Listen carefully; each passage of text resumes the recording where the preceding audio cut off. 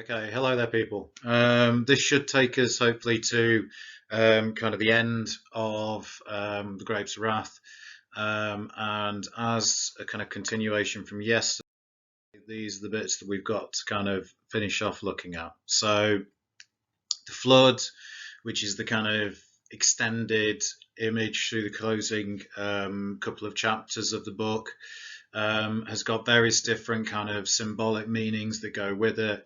And it can suggest things about the kind of the future for the migrants and for California as a whole.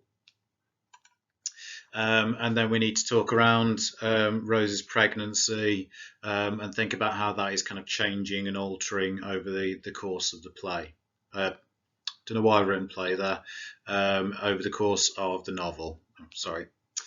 So the first thing I want you to think about is aimed at you kind of thinking about connections between the two texts.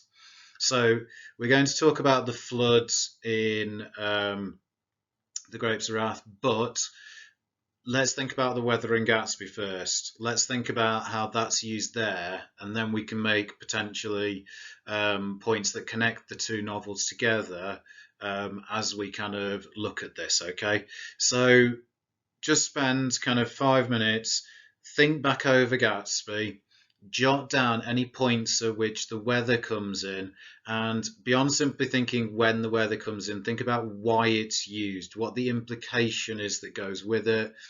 Think about what kind of inferences we can make through its usage, okay? Okay, so if you think about Gatsby, the weather comes into it kind of multiple times. You get the kind of the mist that's used to separate the two eggs at one point. You get the overall kind of seasonal imagery that cuts across Gatsby, with it starting in the spring, moving through into the kind of summer, and then Gatsby's death happening at the kind of turn into autumn.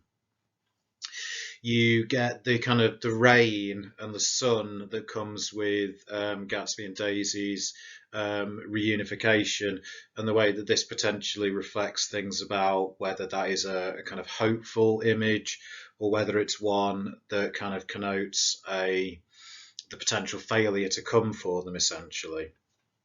And that rain kind of diminishes Gatsby in a sense, but it keeps Daisy's romanticism going.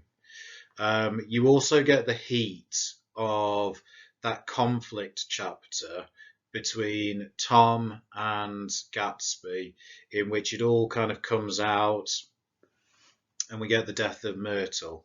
So we're kind of thinking around chapter 7 here. And I think in relation to the point that we're going to make around the flood, this is possibly one of your best points of linking, because if you were approaching an essay, you might say that both texts make use of weather imagery in order to reflect the kind of social and economic conflicts between different groups. And in Gatsby, you get the heat that reflects the kind of class conflict between new rich and old rich, and the kind of this coming to a head within the chapter between Gatsby and Tom. But what we're going to get in The Grapes of Wrath is the way in which this flood reflects the kind of conflict between those migrants, those at the bottom, coming into California, and the kind of systems that are working against them and the people that are working against them. So, if we're thinking about the flood in The Grapes of Wrath, then we're going to talk about different kind of interpretations. It's one of those kind of powerful closing images of the narrative. It's got kind of a biblical element to it. You kind of thinking the flood of Noah in the kind of Old Testament, and we know that Steinbeck likes to kind of use these biblical images within his narratives. So it can act as a kind of representation of the growing wrath, this kind of the people here, their anger growing and growing and growing until it's going to reach a breaking point, and that it's rising slowly and slowly and slowly, and it's going to finally kind of break the banks, that there's a point at which it will become too much. So one possible interpretation of this flood is that it reflects the kind of migrants. Another interpretation of it is that it kind of works in reverse, that it's a kind of physical manifestation of the way in which families like the Joads are throwing up barriers. They're desperately struggling against these kind of forces of progress that are kind of acting against them, but they're only going to be able to cope for so long that just like the water breaks over their barriers and they're torn down, that they too are going to eventually reach that point in relation to kind of forces of progress working against them. And there's another kind of way of looking at it as well, that this whole thing functions as a kind of cleansing image. It's a renewal image of the world of California as well. So the flood is associated with that kind of potential rebirth too. Now, what we need to do to look at this, you are going to need to use chapter 29, which is an intercalary chapter. It's a short chapter of only kind of 4 pages. And alongside this, you are going to use bits of chapter 30. And there are various bits that kind of depict the Joad family and the families that they're staying with in relation to them struggling against the flood there. I would recommend that you use on page 461 from Shaw Parsed. You can go on, nobody's stopping you. And then a couple of pages that follow that up to the bottom on page 463. Think you can make it all right, John. And then it comes back in. I would use page 466 to 467 potentially as well, just to get maybe a couple of extra bits in there as part of it. My primary focus will be with the first two, though, as I go through it, I think, rather than with those later bits. But there are other bits you could use, okay? So using that whole chapter, that section of chapter 30, and what I want you to do, I want you to take those kind of interpretations in mind and find evidence from those chapters that you think you could use to kind of reinforce those ideas and angles, and that you could use to kind of explain how he may be kind of evoking these multiple images, okay? Probably going to take you about 25-30 minutes maybe to do this one properly. Okay, so there's lots of bits that you might have kind of picked up here. The first thing is simply the nature of this, and it's kind of ominous and gradual build-up that Steinbeck kind of creates with it. So I'm looking at kind of working from the start of chapter 29. The wind blew fiercely and silently high in the air, and it swished in the brush, and it roared in the forests. So alongside this build-up, there is a sense of violence in the action that links with his idea of wrath here. This kind of idea of, you know, the violence to come. And at first, the dry earth sucked the moisture down and blackened. For 2 days, the earth drank the rain until the earth was full. Now, again, this whole image fits with this wider kind of imagery that comes into the novel, whereby initially these changes and these forces of progress seem to be good. You're growing more fruit, you are producing more food, but as it kind of continues, it becomes more damaging until the earth drank the rain until the earth was full, and the earth can take no more. That this is an image of something pushed to the brink again, both the earth itself, but it can also be reflected onto the people. Let's try and be a bit selective. Yeah, the streams and the little rivers edged up the bank sides and worked at willows and tree roots, bent the willows deep in the current, cut out the roots of cottonwoods, and brought down the trees. So this image here, especially focusing on the willow, something that kind of is known to be able to kind of shift and change in the winds, to be flexible, even that is kind of ripped down. The forces that are working against it too much, and they're destroying from the root. And again, it's as it creeps up the banks. Initially, it starts in those bottom areas, but then you get this bit. It's spilled over into the fields, into the orchards, and this too can be treated as a metaphor. This kind of that the pain, the suffering that starts off at the bottom, if it's not addressed, will spill over into kind of other areas. And here, the orchards and the fields of California.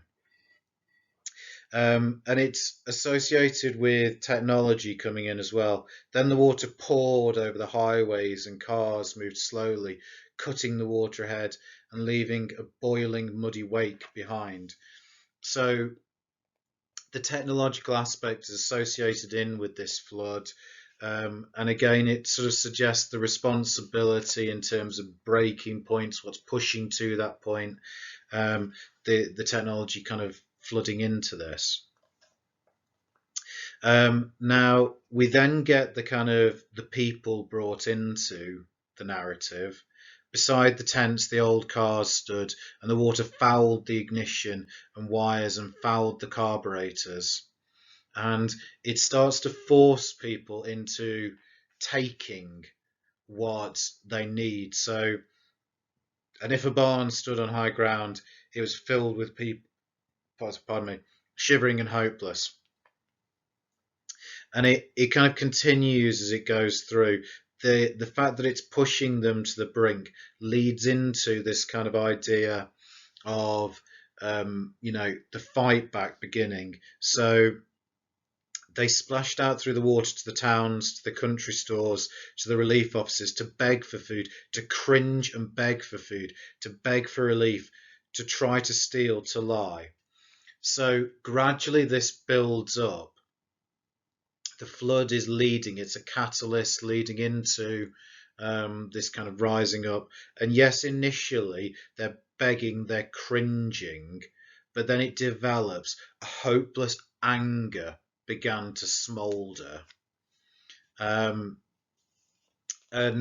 eventually it kind of builds up and builds up till towards the end of the chapter you get the kind of image here, and that return to the women looking at the men, and this recurring image of them wondering if the breaking point has come. And it's not come in terms of the men being broken themselves, but their breaking point in terms of their fear and their kind of law abiding nature tipping over into something different. The break could not come, and the break would never come as long as fear could turn to wrath. And that idea that again there's something building here, something getting stronger and stronger and stronger. He does end the chapter with something kind of hopeful here, and maybe this idea of the renewal around California, but it's associated, this new point of life is associated with the violence as well. So there's something ominous in this too. So the ending of chapter 29 with its image, tiny points of grass came through the earth, and in a few days the hills were pale green with the beginning of year. Now, it's unclear here. Does Steinbeck mean that in the wrath of the men there is a new hope for them seizing back something? Or is it simply that this could represent a kind of new growth in California, that something happens without the violence? Either way, we're reaching a point of change where something has to give, though. Now, it takes it a little bit more maybe the other way when you look at the Joad bit. So in chapter 29, it feels more like it's the migrants as a whole overcoming the kind of prejudices and the things that are keeping them down. Whereas when you see the kind of desperate struggle of the Joad men and the families with them, it maybe turns it the other way. So as we go on to page 461, the shovelful lifted with a sucking sound, where this idea, this building of the dam seems incredibly difficult. There's a sense of the struggle. You get that sibilant sound within it, and the onomatopoeic kind of sucking of the kind of patterning there. Over the men came a fury of work, a fury of battle. And this is them struggling here against these tides that seek to rise over them. And more than the literal, the metaphorical tides that are coming in. And alongside this is kind of balanced against the shrill scream from the Jodhkar of Rose giving birth to the stillborn child. And that kind of symbolic nature that goes with that as these things rise up against them, they're gradually being crushed and destroyed. And the little levy of earth extending to connect it with the highway embankment on either end. And Pa crying, higher, Pa cried. We got to get her higher. So this struggle is a continuous one. No matter how hard they try, they must force it higher and higher and higher, until eventually it breaks over the bank. The stream eddied and boiled against the bank. Then up from the stream there came a ripping crash. And this tree rips out everything they've put in the way and destroys everything that they have. And they're left with so little, essentially, even of the things that they brought from home. A lot of it is kind of destroyed. The car, the central kind of the new hearth of the family is kind of washed out. The engine turned over and over. There was no bark of the motor. He choked the engine deeply. So within this, it can also be interpreted this kind of other side in the it's their destruction kind of coming here. And if they fail to adapt or fail to rise up or fail to respond, then they are potentially going to be consumed and lost. And Steinbeck's image then becomes quite ominous. Right. The next thing that we need to look at is Rose's pregnancy, okay? Now, I've done a little kind of sheet that I'll send with you on this, but it doesn't really matter where you do it. But what we want to see here is not just Rose's pregnancy at the end, but we want to think about how Steinbeck uses Rose's pregnancy across the whole course of the narrative, ideally. And you want to kind of consider there's an initial optimism that goes with this. Initially, it seems kind of, something good is going to rise out of it. But ultimately, we kind of lead into the death of the child. Now, Steinbeck, along that journey, suggests various different things that have led to this point. It's not one single action that has led to it. And we can then deal with the way that the child's death itself is dealt with as part of this kind of extended image. And I'm saying kind of linking to the Moses story. Now, we don't need to focus on this massively at this point, but what I've done, if you go onto the blog, then on there's an article, just quite a fairly short one, that shows how Uncle John's dealing around the kind of sending off of the child can link again into the biblical narrative of Moses at that point. And the last thing you want to think is how Rose herself changes across the narrative in relation to this, okay? So what I want you to do, and this will, again, it'll take you a little while because I want you to be kind of flicking across the novel. You should be finding things within it. Start off at the very beginning and be looking for those references to Rose and to her kind of pregnancy, and look at how she starts off hopeful. Gradually that kind of hope is taken away. Think about the factors that Steinbeck kind of suggests go with this until you reach these kind of closing chapters, and think about how through the pain and through the struggle, it's both something devastating but also something that's maybe changed Rose for the better in certain ways. Okay, so just to kind of take it back, and I'm not going to kind of pick out every bit of detail that I possibly could with this, but it's to give you an idea of how you might kind of construct something.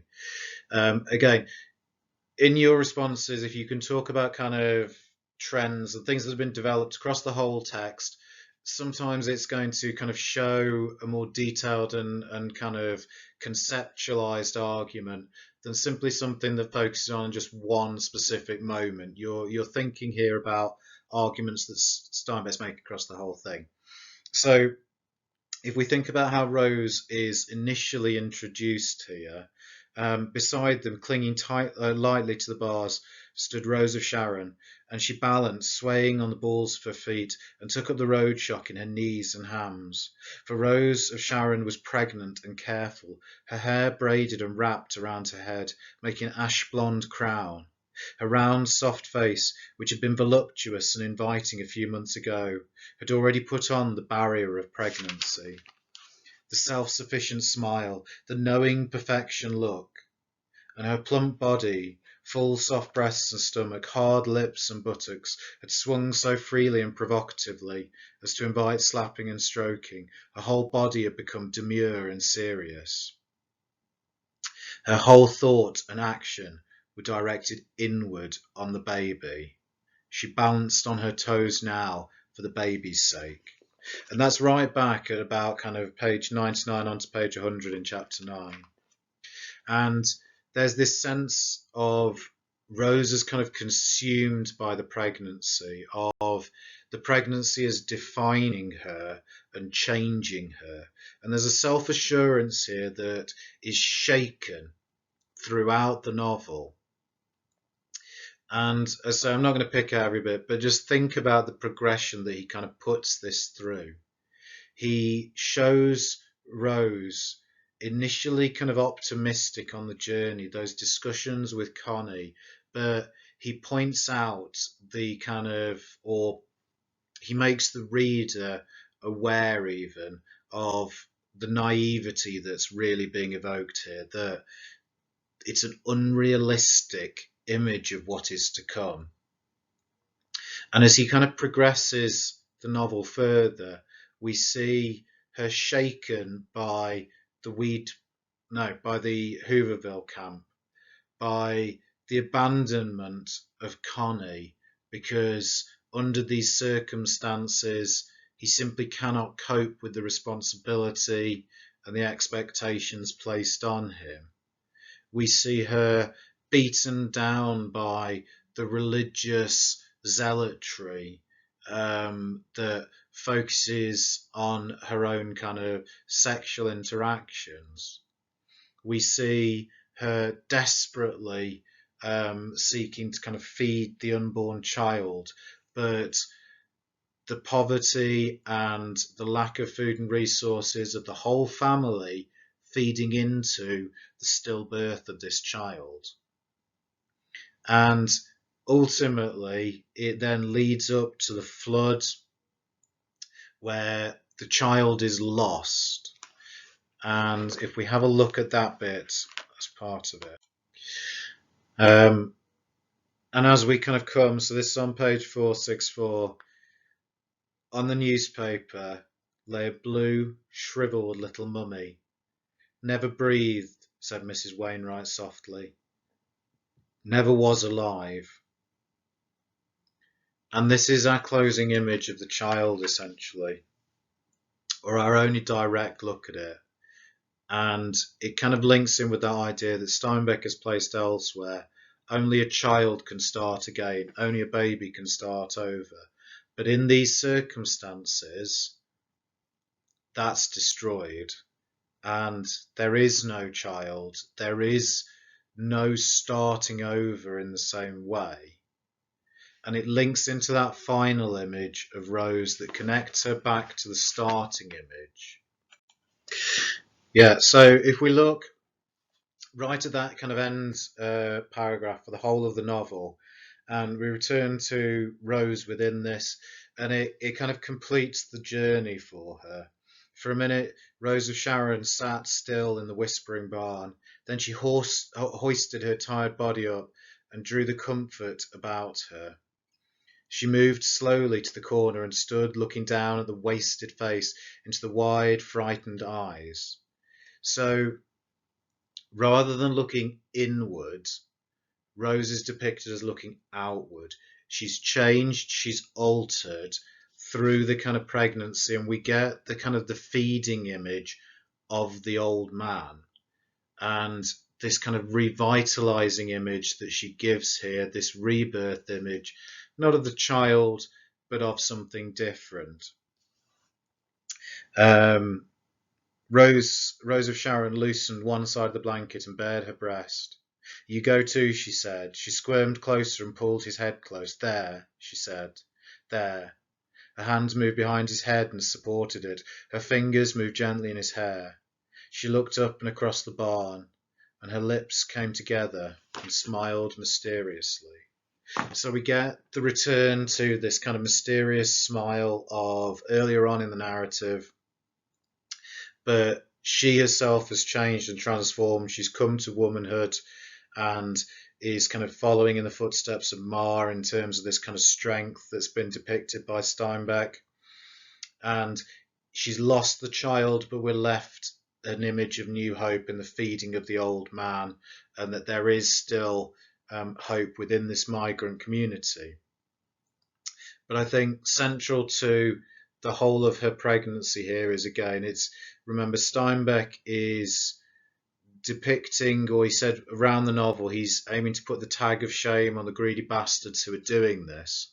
And what you then get within the novel, through Rose's pregnancy, through the changing imagery surrounding it, is him putting the tag of shame, of him showing the causes and the effects of the policies that are going on in California at the time. Oh yeah, sorry. Never mind. Okay. So what you need to do at this stage, you need to kind of be thinking towards your kind of consolidation. As I say, I'm hopeful the way that this system is going to work, everything's going to come through, and nobody's going to need to do the exam or anything like that. But I still think we should hedge our bets. We should be working towards it just in case, so that if you decide you want to do that exam because you feel that the grade doesn't reflect what you could have got, then you're in the position to do it. Okay, so at this stage, you want to be going through the different texts, still looking over your quotations, finding the bits of evidence from those texts that you can use and take forward. You want to be just generally reading around criticism. And what I will start sending you out is directed bits towards bits of criticism with things to look out for and stuff like that. Because the criticism, you're going to need to quote critics. They will also, though, help you understand the text, improve your essay writing style, and show you good bits of evidence and recall bits of evidence that are going to be useful to you in terms of working into your responses. So that will be the kind of plan from this point onwards. Keep sticking with it. We're not going to know what grades, I'm not going to know what grades you get until that date in August when they come out, okay? So, it's not going to do any harm keeping your brains going, people.